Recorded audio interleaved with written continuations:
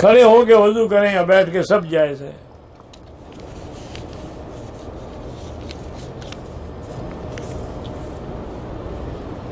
जमजम के पानी में अपने मुल्क में और पानी मिला के लोगों को दें, नहीं अपने कुएं में डाल दें, सब पीते रहेंगे। अल्लाह के बंदे हर चीज को 2 नंबर क्यों बनाते हो?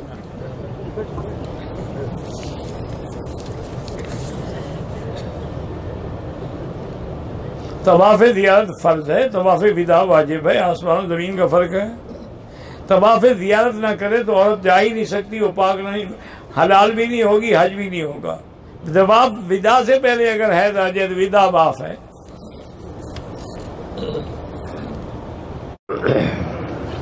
सिगरेट पीने से वजू टूट जाता है? नहीं, पक्का हो जाता है, आग लग गई ना।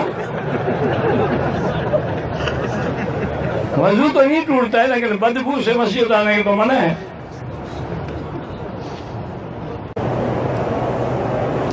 वजू करने के बाद किसी ने सिगरेट पी ली, वजू तो नहीं टूटता, लेकिन बहुत बुरी बात है।